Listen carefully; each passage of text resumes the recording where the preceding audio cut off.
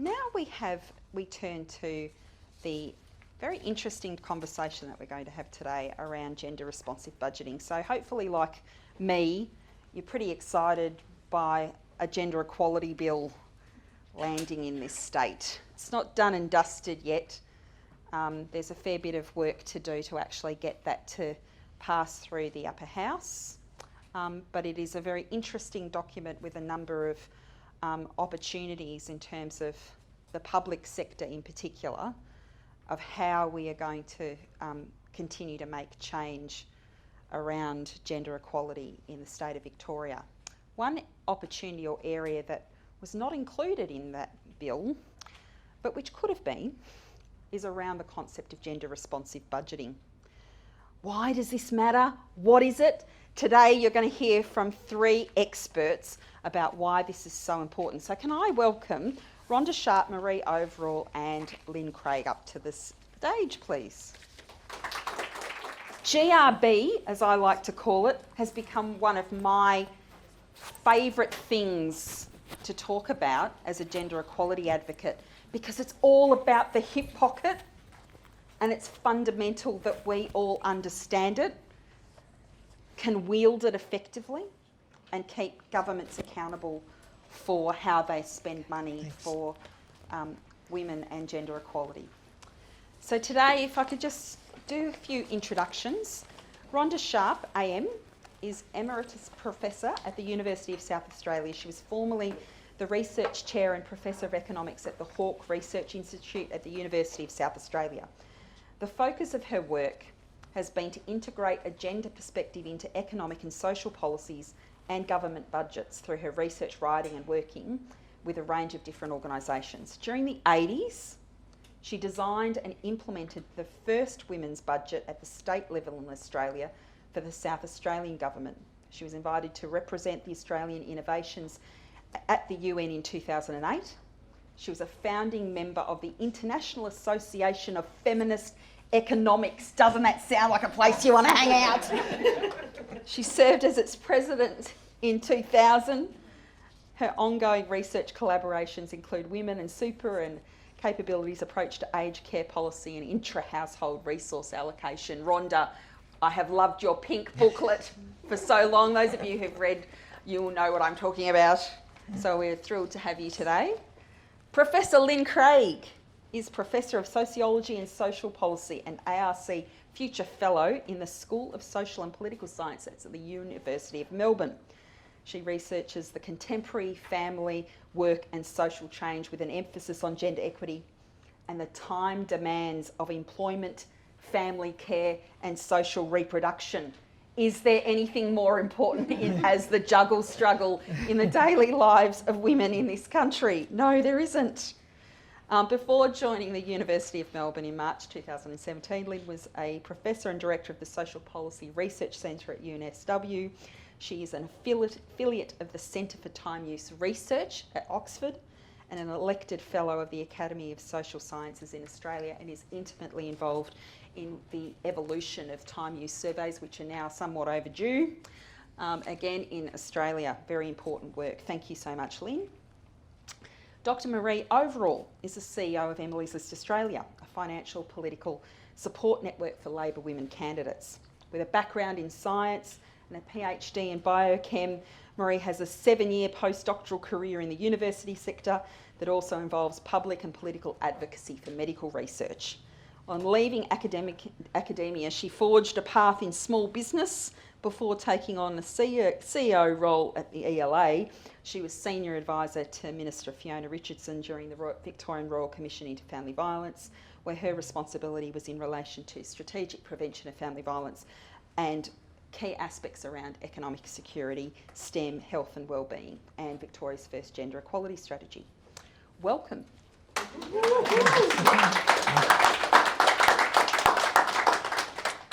So I want to start with the really easy question, which is, what is gender responsive budgeting and how can it actually change the lives of Victorian women? Go, Rhonda, you can go first. I was forewarned that I go first. Well, there's no one thing. Hang on. We'll start again. Can you hear me? Gender responsive budgeting is no one thing. So it's up for grabs what you want to make it here in Victoria. But having said that, there's a basic idea, and that is that it's about mainstreaming a gender perspective throughout policies and government budgets. It's probably no surprise to you that governments commit and promise a lot of things for gender equality, and that's nice, but for something to become concrete, it has to be followed by the money. So gender responsive budgeting is about making budgets respond more to issues of gender equality that are built into policies and the spending and taxation decisions of government.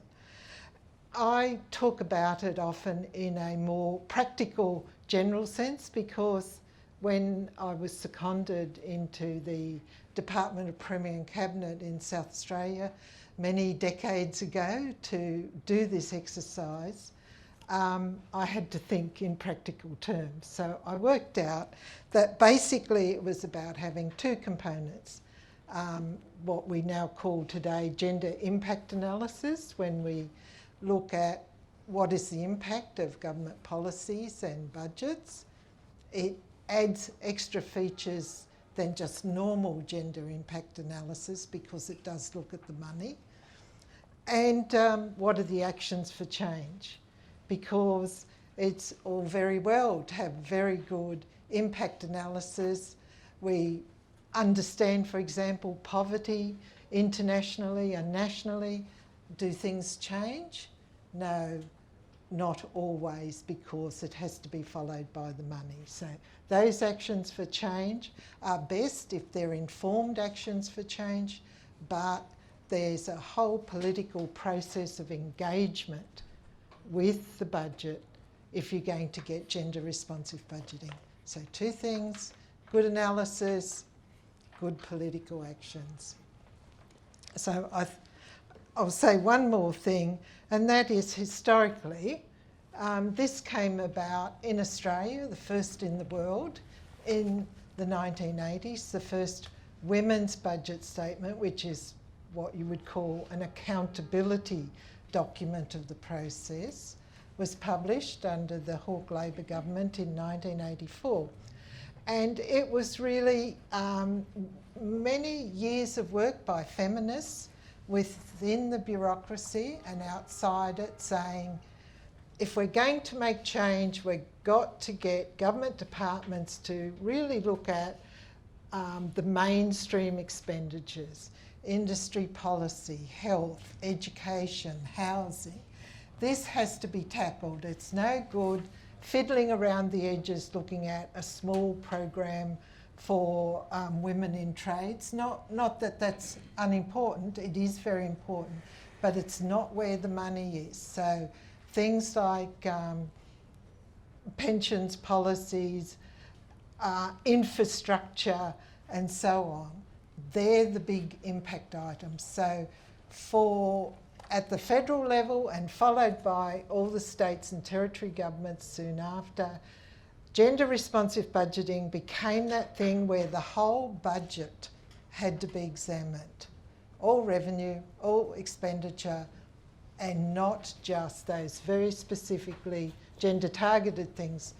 So I decided better put a figure on this, not that I usually like to talk qualitatively most of the time, but I added up in the South Australian budget how much was spent on what I call gender targeted expenditures. Is this recent? This was back in the mid-80s. Mid-80s. And it was less than what, and we had very advanced women's offices, policy coordination units in most departments. They were all called gender targeted expenditures. Anything specifically done for women in EEO, and it added up to less than 1% of the total budget. So I was then able to say, do that, know what you're doing there, do it better, but we want to have a look at the other 99%. And in 2000, when the UNIFEM, UN Women now, published its progress report, they did a survey across the world and confirmed the less than 1%. Maree and Lyn, can I ask you, based on it, does that match up with your own experiences that where we are sort of now, that we're still not quite spending what we should be spending in the gender space? What do you think? I don't think we are, and I think it's largely because we take as the default human the male, and that so most policy is assumed to be applicable to all. So the gender targeted is kind of like an extra thing that is undeniably for women, and the assumption that everything else will be fine without interrogating how it does affect women, and especially interrogating how it, as Rhonda was saying, the whole of the budget works together and against itself in a lot of ways. So I just noticed in your submission that you were mentioning that Australia has gone backwards on the World Economic Forum the Global Gender Index from 15 to 39. And that is a shocking thing in itself. But within that 39, we are number one in the world for women's achievement in education, and we are 46th in economic participation. Now that is, in one line, a massive policy mismatch. And the assumption that if you give women the same economic opportunities as you give men, and you don't do anything about the workforce or the home or the gender division of labour, that it will wash through and you can institute a contributory superannuation scheme on the assumption that it's all the same. You will just end up in the situation we have with insufficient investment in women and insufficient recognition of how structural that is. I'd say that we all know that we're not spending enough, but the government knows as well, and that's why they stopped doing the gender impact analysis years ago. And it's, Victoria has just started doing that again, and we'll probably cover it later. You actually need a fair amount of expertise within DTF, Department of Treasury and Finance, to do that properly. And we'll see the changes that have happened even in the 3 years now that Victoria have been doing it, from the very first one-pager that DTF came up with of the expenditure for women, where they included kindergartens, and actually that's for all kids, And so just getting them to understand what a gender responsive or gender impact analysis was, let alone gender responsive budgeting, there's definitely a need to do it now, to redress that. The thing that troubles me is that if Australia was actually the global leader of this once, where it was actually, paving the way, and then we have dropped the ball also on it, and now we're trying to resurrect doing it properly, particularly in this state and elsewhere again. What do we have to learn as gender advocates from the history of that, about how we're going to, if it's going to make a comeback? For those of you who don't know, the Public Accounts and Estimates Committee of Parliament has an inquiry on foot right now about introducing gender responsive budgeting again and how it should be done effectively. So we're on the verge of something again in Victoria. What do we have to learn about what kind of went wrong?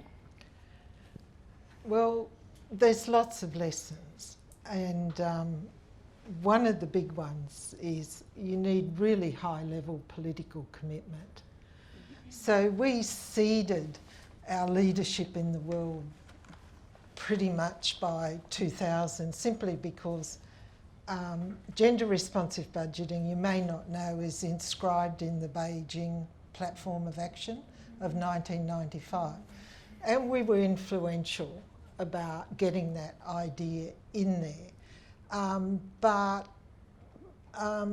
we haven't followed through with being innovative. So with these exercises, my experience the world over, if you keep on doing the same thing, it doesn't work. And that's because fundamentally circumstances change. Having gender responsive budgeting during the good times of expansionary policy, which is when they were introduced in Australia, is a different sort of exercise than when neoliberalism really starts to bite. And women as we found during the 90s, were just regarded in that framework as a special interest group rather than a group that were disadvantaged or had different needs to men or non-binary gender people. So we have to take on board the lessons, but we have to be fleet-footed as well. And what I notice, for me, the lesson looking at the overseas experience is each one quite uniquely uses its institutions, including groups like this, and its political spaces of the time to create something that works, that is innovative, that taps into how to get governments to be more accountable, more transparent, but also allows outside groups and inside groups within government to be able to stretch the boundaries of what we're talking about. And Lyn's work, for example, on unpaid work has been really fundamental to gender responsibility budgeting across the world, because it's about stretching what we mean by the economy, Lyn, challenging it. Do you want to talk and talk a little bit about why the time use survey is so important and what it achieves economically? Well, what it does is capture the whole of the productive activity in the economy, and that can be, and productive activity can be paid, obviously we know that, and it can also be unpaid, and in a way it doesn't really matter in terms of the benefit that an activity like childcare or mowing the lawn or whatever gives you by whether it's paid or not, but we only count it if it is paid. And so what I think happened in the 80s, we made successfully made the argument that women should have opportunities in the public sphere, and once that, and it seemed like that was all there was to do, and the private sphere of the home and the absolutely bedrock necessity for social reproduction. I mean, we reproduce the workers, we provide employees, let alone the sort of civil society care for others and the things that actually are completely essential to the functioning of the society and the economy within the society. But we've found ourselves in a situation where the economy is seen as the totality of it, and the other is a rump, and in fact it's not. It's a buttress, it's a support. It couldn't, we can't, it's again in your document I noticed we talk about about climate change and the fact that often the cost to the environment is sidelined. Well, the cost of unpaid social reproduction, still mainly done by women now in their spare time while they also try to work full time, is an essential social good. It's a public good, which is provided at considerable private cost to the people who do it, because you're either doing it and adding stress to your life, or you're doing it instead of being paid, and then we're almost without a language to say how unfair that is, because where we've ended up, I think, is talking a lot about how to get women into the paid workforce. When we can look at something like the shocking mismatch of our superannuation balances, and instead of the government going, oh, that was a bit thick of us, how could we imagine that people whose lives were not 40 years of full-time work ever that working for, they go, oh, well, you know what, young women will go in there and they'll be okay,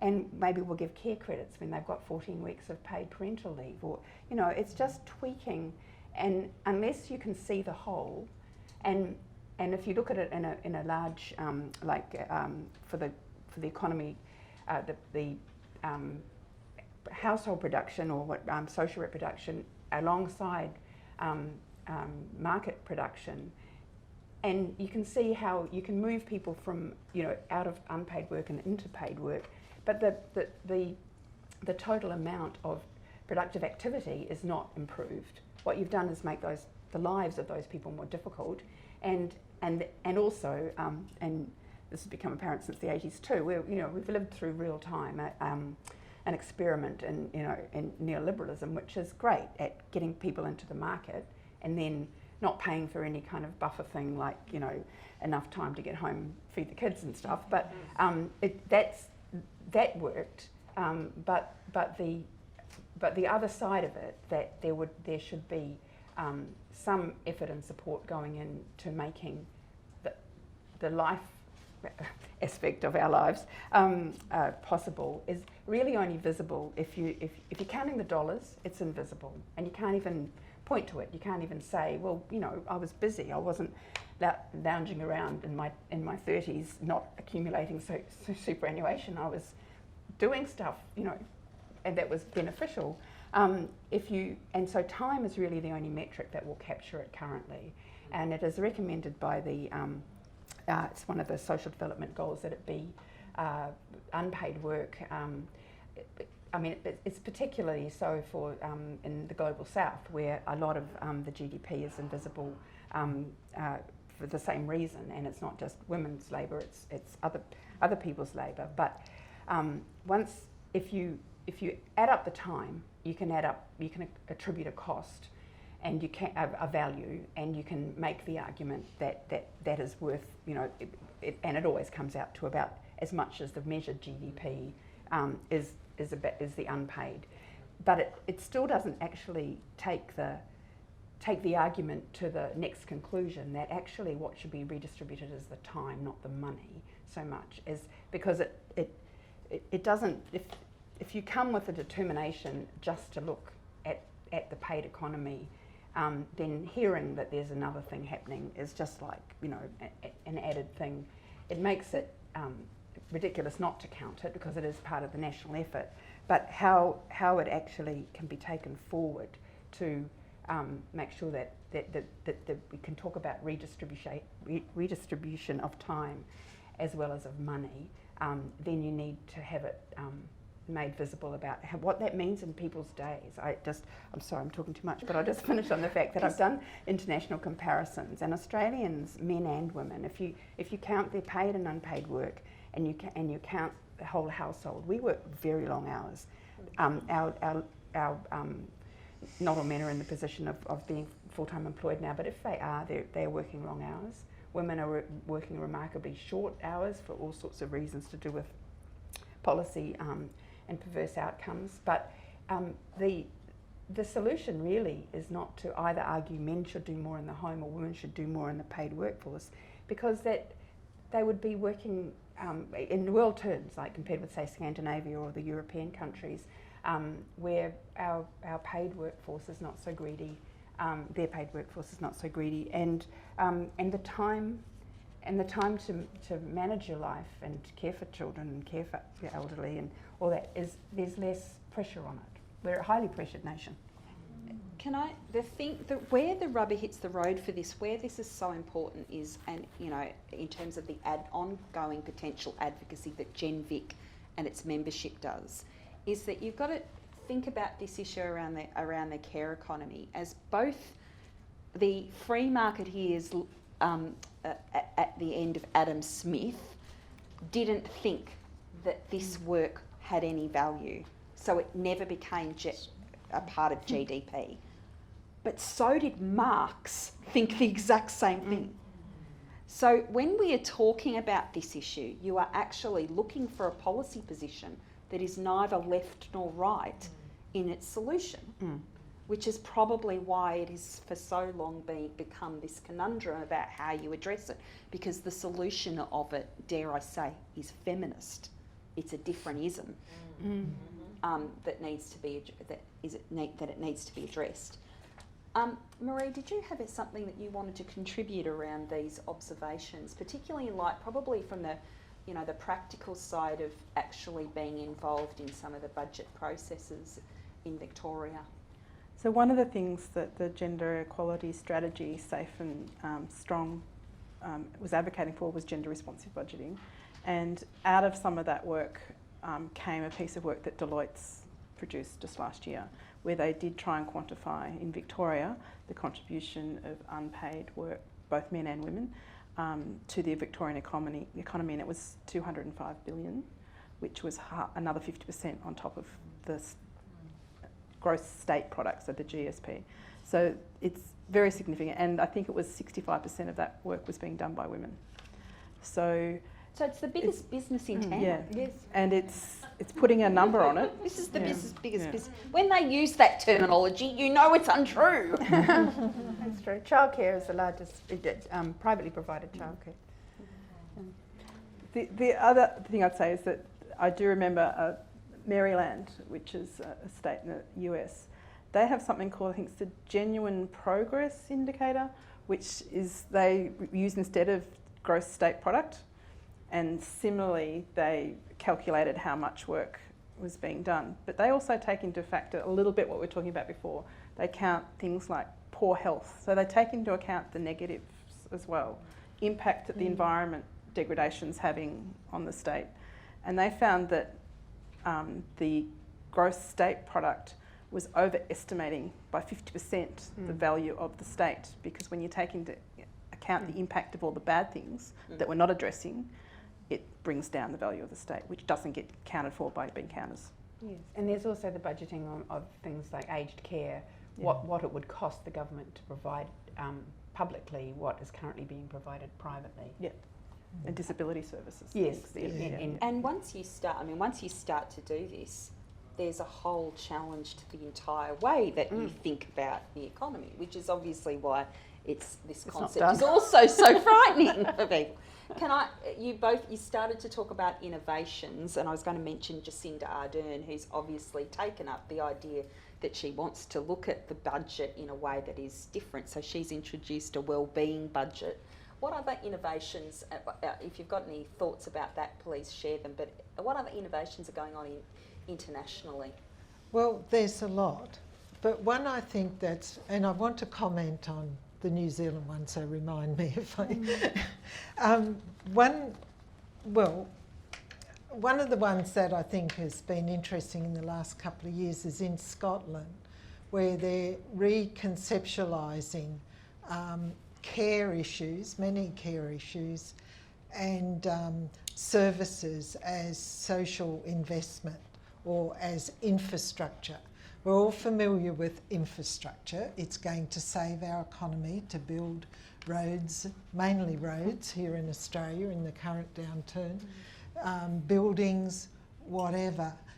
But what the Scottish women's groups have been very successful in doing is arguing that social infrastructure adds as much to employment and future benefits, and in some cases more, than physical infrastructure. So the idea that something is infrastructure expenditure is that it has a benefit beyond the individual that receives the service or whatever and has future benefits.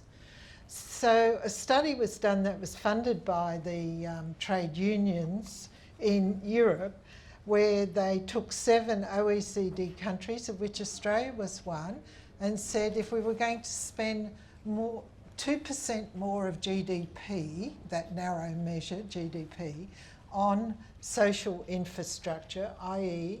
the care economy, what would it do for employment compared to spending on bridges and roads? And they found that it doubled the employment. You got double the bang for that infrastructure expenditure than what you did for your roads and your bridges. It also found that women got a lot more employment out of that. Men got not as much, but they got at least as much as spending on roads and bridges. So that was a very interesting study. And in 2014, the incoming First Minister, Nicola Sturgeon, took on board that they were now going to implement in their budget a new kind of infrastructure that was at least as important for the future. So they expanded significantly childcare and early childhood education expenditure. Good on the Scots. I knew I loved Outlander for a reason. So changing the conceptualisation, which we've been talking about, what do we mean by the economy? There's a lot of other things that can follow by challenging conventional terms as being too narrow. And one thing that has happened since the 80s as well, we've gone down the path of privatising social services much more than even before then. And so the idea that there would be, that we've made businesses out of childcare, aged care, like there has to be a profit made by the people that are providing the service. It's not necessarily even related to the service. The ABC Learning that was dominated in the childcare industry, they were making their money from speculative on that was mostly borrowed, but it was real estate rather than the service provision. And so that's the exact opposite of the direction that Scotland's taken, which is much more like the Nordic model or the Northern European, where childcare is treated as like a service like school, guaranteed place from a year old. If you have a child in one of those countries, you generally can have paid. You're going to have paid parental leave for a year. It's rare to work with. One ironic thing about our system is children we talk about high quality care for infants, because it's becoming increasingly impossible not to go back to work while you have a second trimester infant. And so the funding of social services like that definitely has a wash-on effect on women's workforce participation, but it means that the care economy and the burden of care in individuals' own lives is less pressing because the state is sharing it. It's not so much that it's like the Scandinavian men get a good rap for helping with the dishes and that sort of thing, but it's actually not so much. The difference is not so much what the men do. Australian men contribute just as much as Danish men, for instance.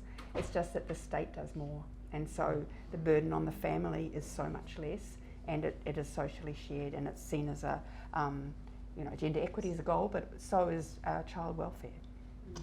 Maree, what's happening in the UK? What's the UK doing at the moment around some of these innovations in the gender responsive budgeting space? So there is actually in 1984, I think they first started, the Women's Budget Group started. 87. 87, Yeah. sorry. And sorry, if you've been in the that's right, business no, so long. That's right. And that is something that I think Victoria has the opportunity to model actually. So it's a group that's formed out of different non-government, like non-executive government, but it can be bureaucrats and people who do this work with what they call civil society groups, so groups like us and women's organisations and academics and people who do this stuff, to actually be an oversight group for what government's doing and put pressure. And so if you notice now so it's the UK Women's Budget Group. They're very active on social media and Twitter. They're doing a huge amount of work now in the lead up to the election, doing similar to what Gen VIC did with the 100 Days of Activism, but looking in the lead up to the last election, but looking at comparing everybody's policies, what everyone's doing. What I think is also a critical point about that is that each of the organisations and groups that are involved are also learning how to do it within their own organisations. So we all should be putting a gender lens on all our own budget spending, but also being able to use that when we go for writing funding proposals and other things, to actually look at what impact our own proposals are going to have and how it's going to benefit the state. Because particularly if you're going to government asking for money, that's what one of the bottom line is that they are doing. So we're looking at how we can capture what the UK have been doing. And try and do something similar here, and I think that's will be of benefit across multiple levels. I'm going to actually comment on Jacinda's and the wellbeing budget, and I know Rhonda wants to come back that too. So I'll start off with the good news in that. So I think their wellbeing budget, they had 5 key points that they were focusing on for the first one, and they did say that this would be an iteration over multiple budgets. But one of the things that they did, which is really key to all the women's health orgs in this room, they looked at the fact that mental health, they estimated, was costing their budget 5%. And it was only at the high end, critical end of response. And there's a huge number of people who are not getting any early treatment, early stages. There's just not the services provided. So they decided to invest in prevention and look at providing earlier services and early intervention for mental health. And so that was one of the things that they made a budget decision about in that budget. When I was looking into this a little bit more detail in the lead up to this, because I was also really keen to see how it's tracking, what it's going. They're in coalition government. Jacinda is in a coalition government over there. It's really tough for her to get this stuff through.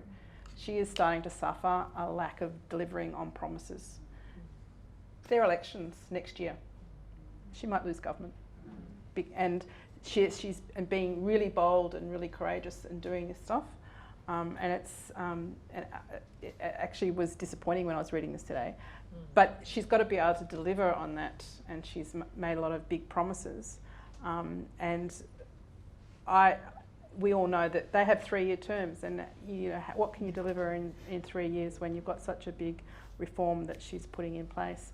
But this is, I can't remember how many years people have been at, but it's a world first that this sort of wellbeing type budget is being introduced. I don't think anyone else is. Yes. Yeah, is there someone else? Yeah. I think it's about names. Yeah, Politically, she's been very astute Yeah. by calling it a wellbeing budget. But in Italy and Spain, at the decentralised level, so it's probably more relevant for Victoria and our states, they've been doing, it depends on what type of wellbeing you're talking about. So the Spanish and Italian models at local and regional government levels focus on a fairly strong theoretical framework of capabilities.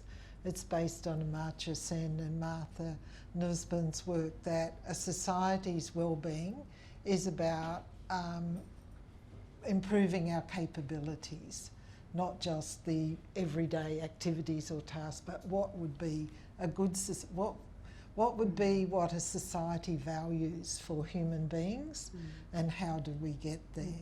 Now, something of that was captured in the essence of the New Zealand one, but not sufficient, I think, to take it through. But good luck to New Zealand by capturing people's imaginations by just calling it a wellbeing budget rather than a capabilities budget, which is too complex for the average bear. So I think the New Zealand stuff, it depends on those political factors, how you can follow through. The thing about gender responsive budgeting that governments hate is it exposes them to where the gaps are. Yeah.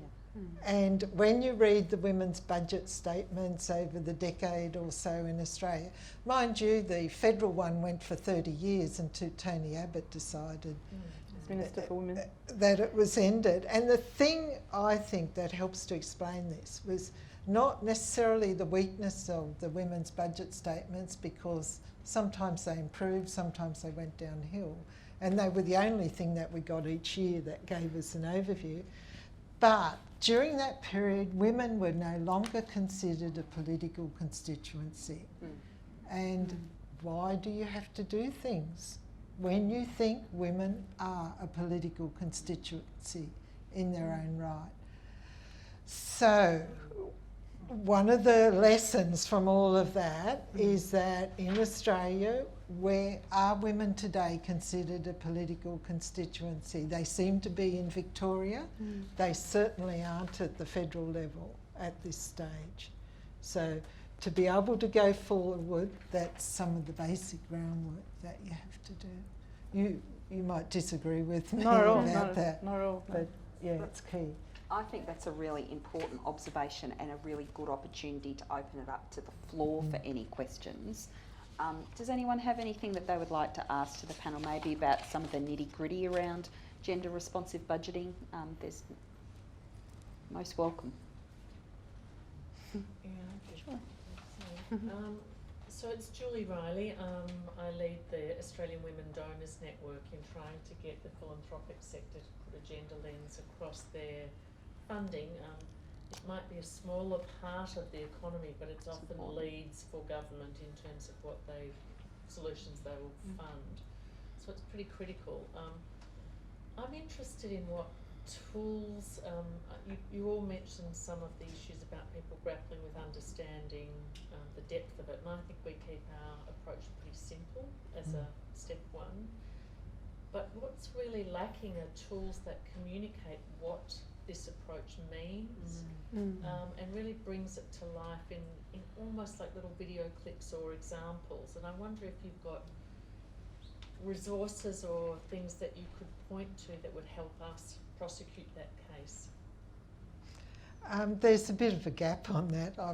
In Australia, a large gap, because we haven't been doing anything for a long while. The current best practice tool, I think, that I'm talking to the UK Women's Budget Group about for an Australian version is, it's on the web, Women Count, and that does a really nice breakdown of a whole lot of things.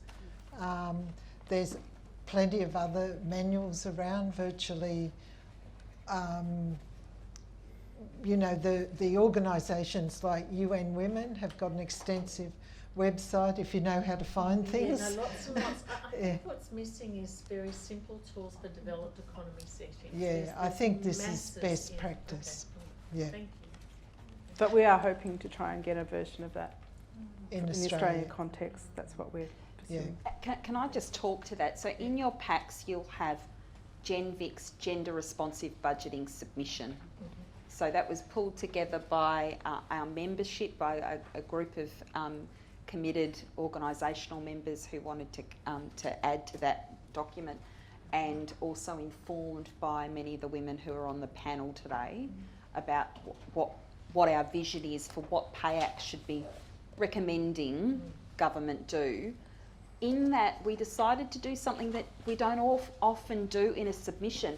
We decided to put a dollar figure on what it would mean if they actually funded to try to do this properly by creating an independent civil society sector-based gender equality budget group.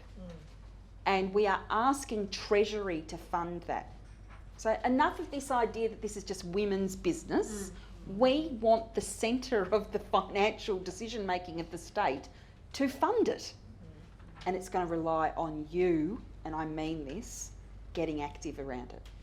It's not just enough for this group of experts or myself or Kit to talk about it.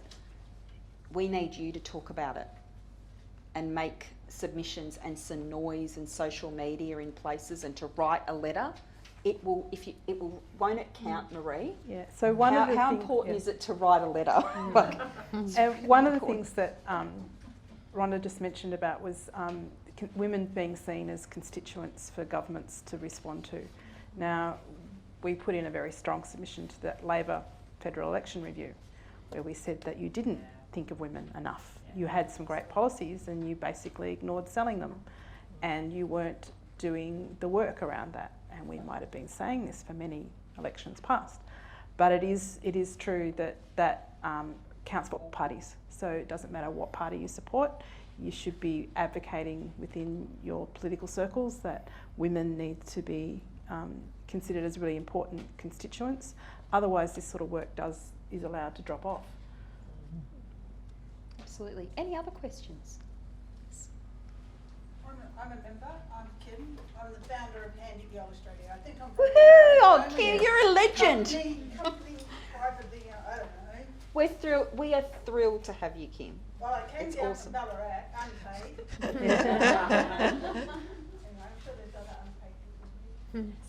But I used to do this kind of job, and I left the department, I left bureaucracy to think that I could I could start something that employed women while their kids are at school.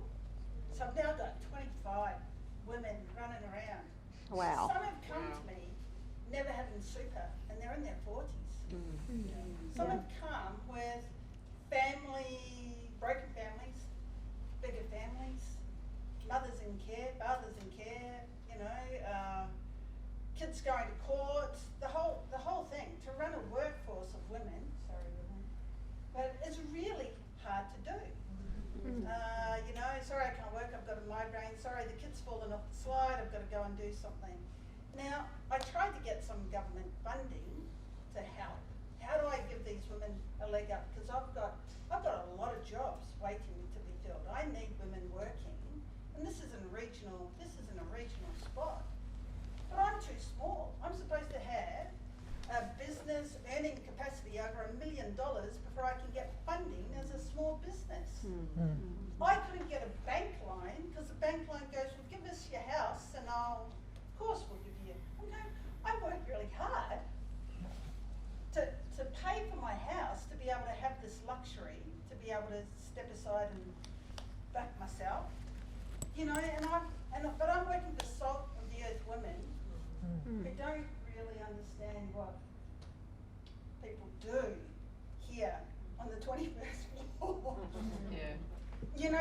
We're a different breed of women who are at this meeting, but my women are just so proud that we're members, yet they don't understand.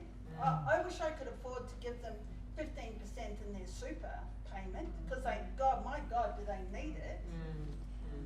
But there are all these little things that now that I'm down here in the service industry, I'm like, this is hard work. This is hard work for my women. And the policies, even though I read them, I go, this is great. It doesn't really translate to anything that my women are going to benefit from. And they've all got kids at school. And some of my women are smart women, really smart women, who may or may not have a trade, I've got retired nurses, or nurses who got out of nursing, it was too hard, this care business is too hard, and then go home to care again. I've got teachers who are working with me who can't sustain that. So I've got professional workers and I left school in year 7 because I can't read, but they can work. I'm sort of on the other end. Anyway, I want to be able to see it in like basic language, because it's not really, it's not quite helping me. It is, but it's, No, but what you're describing there is absolutely the incompatibility of being able to of being pulled into the workforce and that be the only thing you're doing. For most women, it isn't the only thing they're doing, and those other things they take priority, especially if you haven't got much of a social buffer around to help. If someone falls off a slide, it's you that has to go and do it. And so the solution of getting them into the workforce is really a very narrow solution. It's I just want to hark back very quickly about putting credits on their super, and it relates to the New Zealand thing. I mean, branding aside, yes, she's good at that, but New Zealand has a universal superannuation payment, a universal aged pension. Everybody gets it when they turn 65, whether they need it or not. If they don't need it, it's taxed out of their income. So they don't have, you don't have to worry about your workforce participation or whether you own your house or anything like that. So, and if you need it, you like, if that's your only income, it's not lavish, but it's adequate. And you get it when you turn 65, no questions asked, everybody does. So those are the sort of policies that really help women, rather than people in your position having to think about how can you give them a credit, or should we give a childcare credit for that period or whatever. That's tweaking, it's not getting anywhere. But the main issue is that all those things they're doing are absolutely essential things.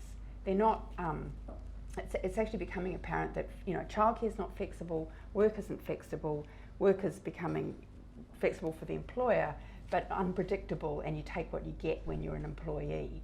And so in terms of just thinking narrowly about childcare, the only really flexible part of the system now that most young families need 2 incomes is informal care, grandparents, grandmothers, and they're about the only bit that can cover, you know, like everything else is like, no, you've got to, if you need 3 days a week childcare, you pay for it in advance. If you don't get the shift you thought you were going to get, sorry, we need to, you know, we're paying our workers and, you know, all that sort of thing. So where does that work out?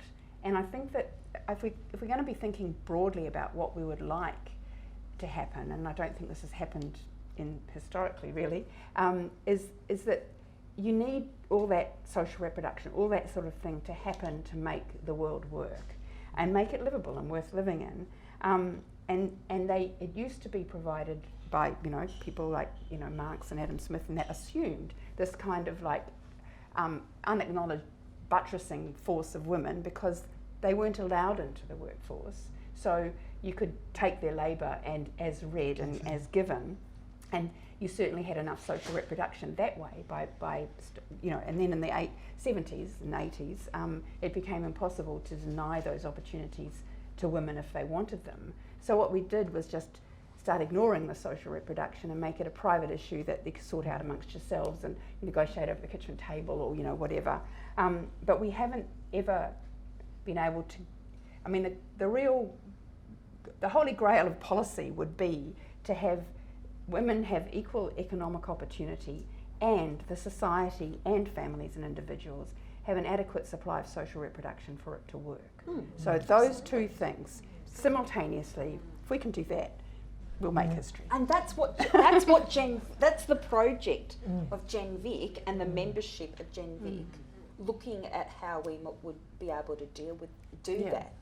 Rhonda, did you want to say something? Well, I just want to, I take your point, you know, like we've skewed what we have as a society. We've skewed it to, we call it a market economy, but it's a highly unequal one in that there's big players in it that are reaping most of the rewards. I was interested how you described the regulations for getting access as a small business. Well, gender budgeting would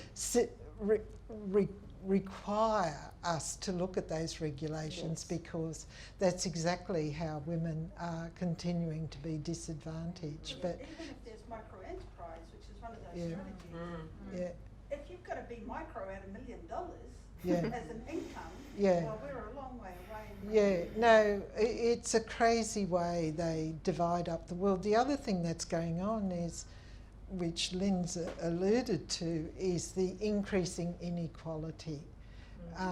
It is, in other words, it's getting worse. And some people are scrambling in there, faring, but a lot of people are doing worse and worse.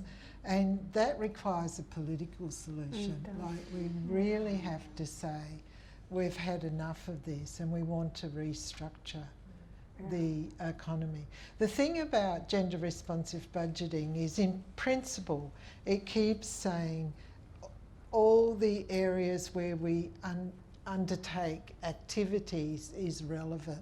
So the environment's relevant, the home is relevant, the market is relevant, government is relevant, but 30 years of neoliberalism sort of squashed those things out of view, and we're in trouble. Or we could keep on getting unequal. But we've got a chance to sort of pull back from some of that. Julie, you had a follow-up? Well, I have a question that I think picks up on that and the point to you before. If we are to really demonstrate our power as a political constituency, what are the key bodies, or nationally, but also in Victoria, that we should all be joining up to, that have actually got a voice? So those who remember the beginning of the women's electoral lobby and how powerful that was in the 70s, there's sort of fragmented groups around Fair Agenda, the work that you're doing, but I don't easily see where those are brought together and we can all decide where should we exercise our voice most effectively. So I'd love some comment on that. Would I be able to just, because there's answer but also challenge a little bit as well. So it should be in spaces like this where, and there needs to be more facilitation of opportunities for broad groups of women who are have expertise and passion to come together and talk this through. So there's a responsibility which obviously the GENVIC board and myself and the staff will take seriously about the role that we play as a peak to facilitate those conversations and to strengthen our collective voice. That's the first thing. Second thing though, that in terms of the actual places of influence, it's actually about, to pick up on Lyn's thing, it's the timing of influence. So what I can tell you right now, and you know, this is something that only myself and Maree and Lyn and Rhonda would understand because we've been in government. Had we not experienced this, we wouldn't have understood it. Right now, if you haven't put forward a budget bid to this state government, you've already really missed out. Because there is a cyclical process that well-funded organisations, corporations, advocates, lobbyists know is taking place. There's a bureaucratic system. And if you are not on that treadmill of activity, you are missing out. So part of the obligation also of GENVIC is that we need to help empower you to understand that process. So I'm hoping that we will run some training forums in the new year, which will be talking about the internal state budget processes, so that you can see that. And one of the innovations, if we are funded and we can, and I think we'll try to do this even without some of the funding, we'll see how we go. We are hoping that we will have an annual pre-budget breakfast or conversation, the purpose of which will be to ask government to come before they produce a document to tell us, are you funding these activities? And that will be the time when we should say on behalf of our membership, this such and such has asked for this amount of money, are you giving that? And have some sense of accountability around that, because that will be a way in which to make some change, we think. Be mindful that it's not just, as your example showed, it's not just about increasing the funding, it's about reallocating that 99% in a way that's not only fairer, but there is a very strong efficiency argument here. If funding isn't meeting the needs of people and not creating positive benefits, then it's wasted money.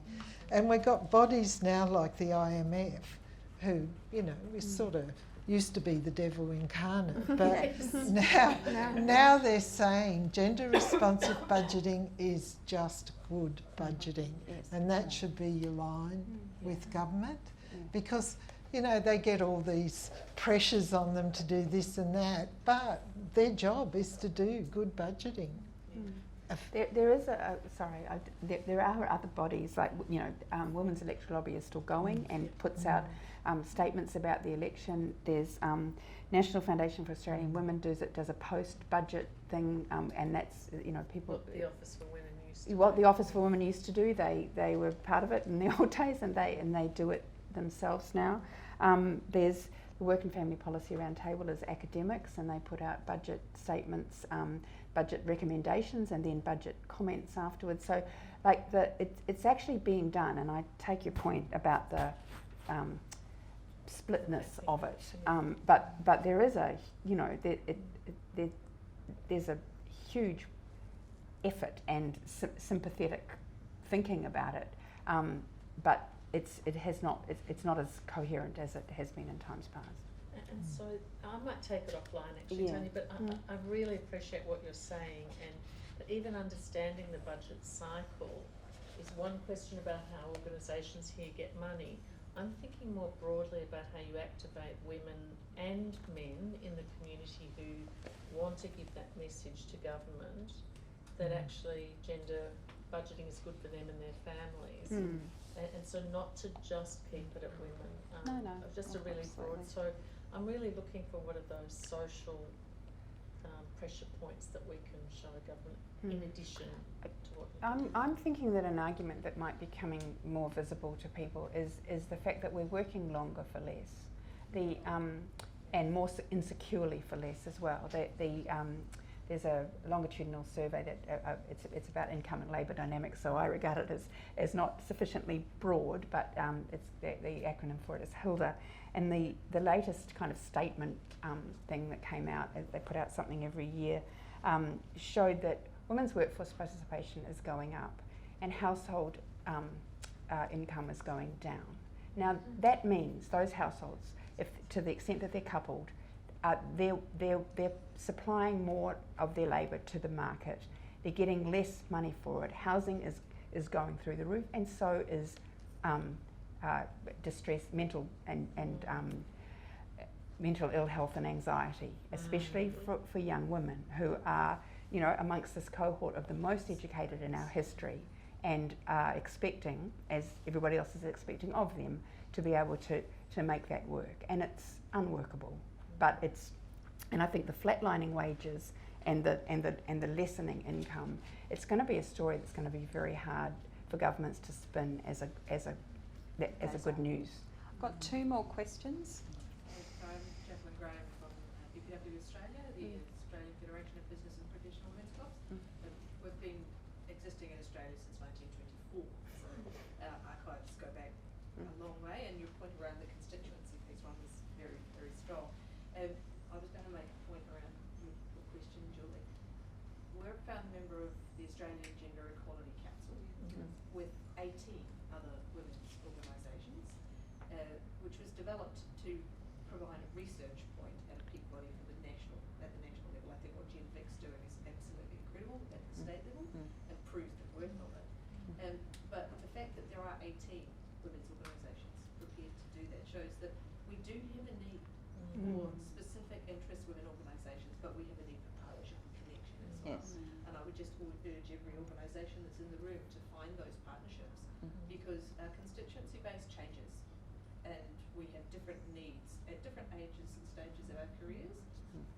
But the gender's responsive budgeting, and I think Jean Maree in South Australia has probably talked to you before, Rhonda, about it. No.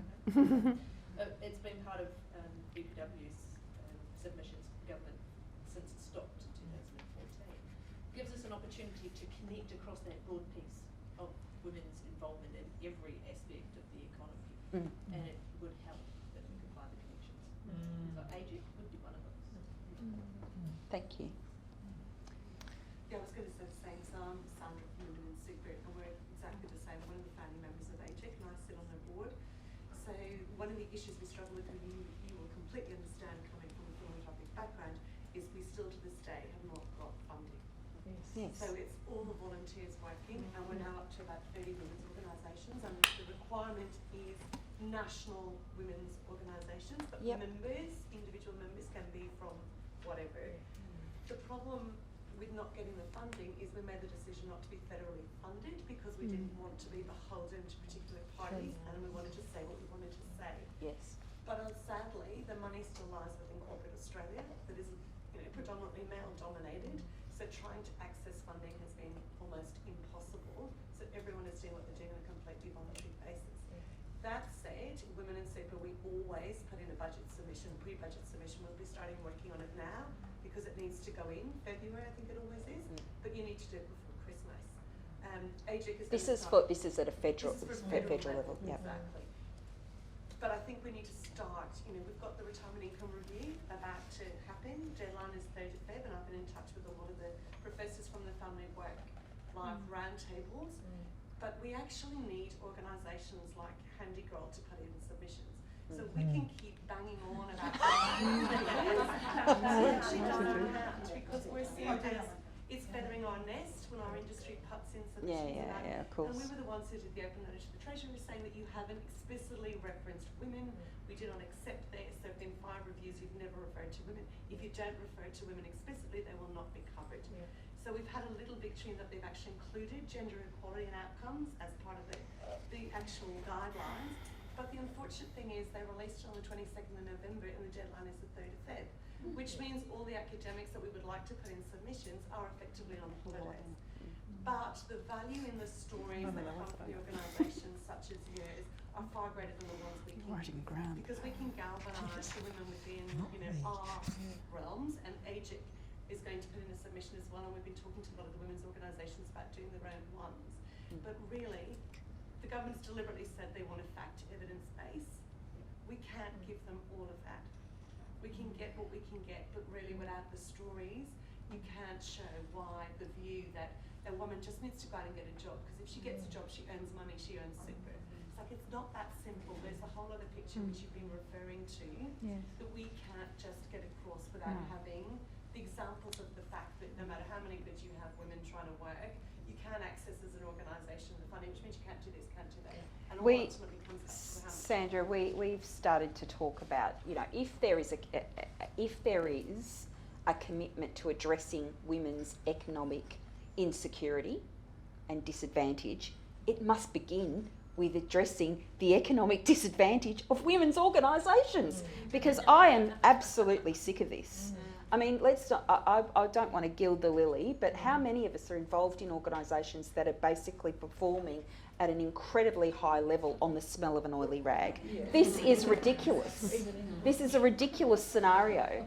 And I've got to the position where I'll be honest with you, I think it's deliberate. I think it's a deliberate strategy to silence. And the only thing that's going to make us effective is if we start actually calling it out. And we're in this 16 days where we're supposed to be calling it out. It is time to start collectively calling it out. And on that fired up note, can I encourage you all to give a big warm thanks to these fabulous expert women.